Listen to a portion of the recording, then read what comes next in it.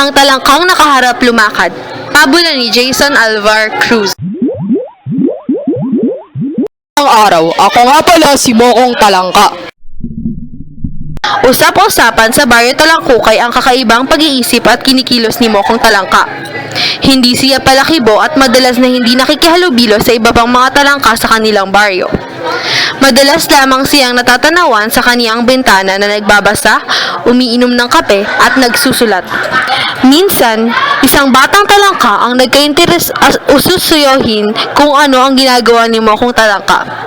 Mula sa maliit na butas ng dingding ng bahay ni Mokong Talangka ay sumisilip ang batang talangka. Laging pagtataka ng batang talangka nang marinig niyang tila may kausap si Mokong Talangka. Batid ng lahat sa baryong iyon na mag-isa lamang sa buhay si Mokong Talangka. Ang pagtatakang ito ng batang talangka ay napalitan ng pagkatulala at pagkagulat sapagkat nang kausap ni Mokong ang mismo nitong sarili habang nakaharap sa salamin. At lalo'y kinagimbal ng batang talangka ay ang makita nito ang kakaibang paglakad ni Mokong Talangka. Paharap na katulad ng ibang mga hayop at hindi patagilid kagaya ng ibang mga talangka sa kanilang baryo. Umugong ang bulong-bulungan sa baryo Talangkukay matapos na ipakalat ito ng batang talangka. Nagtaasan ng kilay ng mga purok leader ng talangka sa baryo. Nagtawanan naman ang ibang mga istambay na talangka sa kakaibang paraan ng paglakad ni Mokong Talangka. Nababaliw na siguro si Mokong. Palibhasa hindi sumasali sa mga usap-usapan dito sa ating baryo. Parati lamang kaharap ang kanyang mga aklat. Wika ng isa sa mga purok leader na nasa umpukan. Kaawa-awang nila lang, maagang pinanawan ng bait. Pambubuska ng isa pang talangka. Nag-uusapan ninyo? Tanong ni Mokong Talangka sa mga naroroong leader na talangka sa kanilang baryo. Oo, ano naman sa iyo kung gano'n? Ikaw ang pinag-uusapan namin. Nais kong linawin ang kumakalat na masamang mga balita laban sa akin. Ako'y walang ginawang masama laban sa inyo. Tahimik lamang ako at ninanais na makapag-isa. Tama kayo. Napapansin ninyo akong nagsasalitang mag-isa sa aking bahay. Ito ay dahil sa nais kong buhayin ng mga letra sa aking mga naisusulat. Naniniwala ako na walang saysay ang isang panulat kung hindi ito maririnig at maiparirinig. Natuwa naman ako dahil may isa sa inyo dito ang nagkaroon ng interes sa aking mga ginagawa. Marahil siya ang nagbalita sa inyo nito. Tungkol naman sa aking kakaibang paraan ng paglalakad na taliwas sa inyong nakaugaliang paglakad, ipagpaumanhin ninyo. Hindi sa nais kong maging kakatawa sa karamihan. Hindi ko lamang ibig na umayon sa lakad ng patagilid. Batid ko na maunawaan nyo rin ako balang araw sa tamang panahon at pagkakataon. Mahinahong paglilinaw ni Mokong Talangka. Saglit na tutulala ang karamihan. Muling bumalik si Mokong Talangka sa kanyang bahay. Nabuhayan na lamang ang mga talangka nang maipinid na ni Mokong pinto ang sa bahay nito.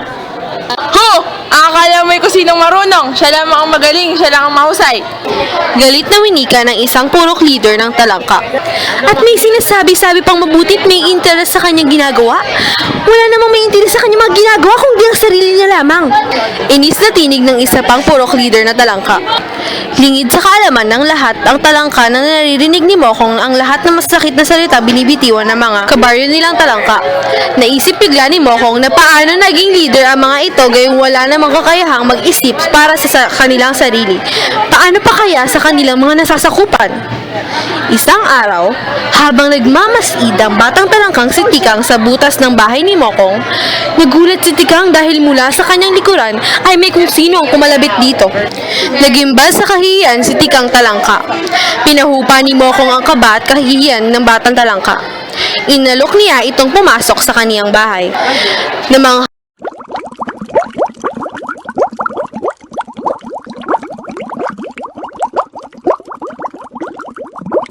O, Tikang, ano ang ginagawa mo dyan? Bakit di ka pumasok?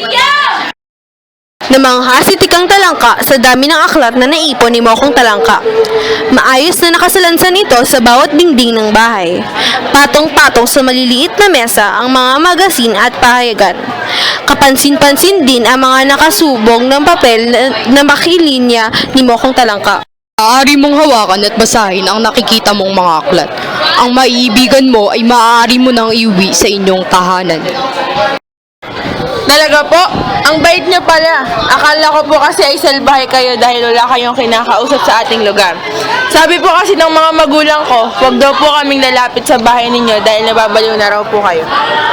Sunod-sunod na wika ni Tikang. Tikang, ang pakikipag-usap at pakikisalamuha sa ibang tao ay hindi masama. Subalit paano ako makikitungo sa kanila kung ako naman ay hindi nila nauunawaan? Sinubukan ko na dati na makipag-usap sa mga purok leader ng ating baryo. Nagbigay ako ng mga mungkahi tungo sa pagunlad ng buhay ng mga kababaryo natin. Ngunit ano ang naging reaksyon nila sa nais kong mga pagbabago? Kabaliwan daw at nalalayo sa katotohanan ng aking mga ipinagsasabi. Magmula noon, hindi na ako lumahok sa anumang pagtitipon at pulong na ipinatatawag sa baryo natin.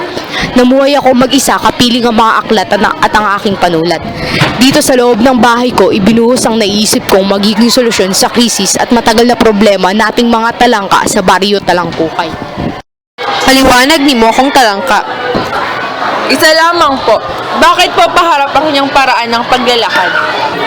Pag-uusisa ni Tikang. Dahil ayaw kong patangay na lamang sa agos sa kulturang kinamumuhian ko sa asal nating mga talangka. Dahil sa isang paraan ng paglalakad natin, nagkakaroon ng hilahan kapag may dumarating na panganib sa ating baryo. At kung may nauna namang mag-isip na isang talangka sa karaniwang talangka, ay ganoon din ang ginagawa nila. Ayaw ko ng ganoong kultura. Kaya magmula noon ay pinag-aralan ko ang lumakad ng paharap at hindi patagilid. Na makauwi si Tikang sa kanilang bahay, agad siyang inusisa ng kaniyang mga magulang. Nang malaman na nanggaling ito sa bahay ni Mokong Talangka ay pinagilitan ito. Ipinagtanggol naman ni Tikang si Mokong at sinabing mali ang paratang nila. Mabait at maginoo ang sinasabi na babaliw na si Mokong. Sa sinabi ni Tikang, nag-init ang ulo ng ama nito at agad na pinulong ang ibang kasamahang talangka. Nilusob nila ang bahay ni Mokong. Ama, tingnan niyo po ang bigay sa akin ni Mokong na libro, oh. Ang bait niya. Ako, niloloko lang niyang baliw na yan ang utak mo. Huwag kang maniniwala. Hindi po, Ama. Mabait pong tao si Mokong Talangka. Niloloko lang niya. Gusto ka niya malasan at mabaliw gaya niya. Sumama ka sa akin.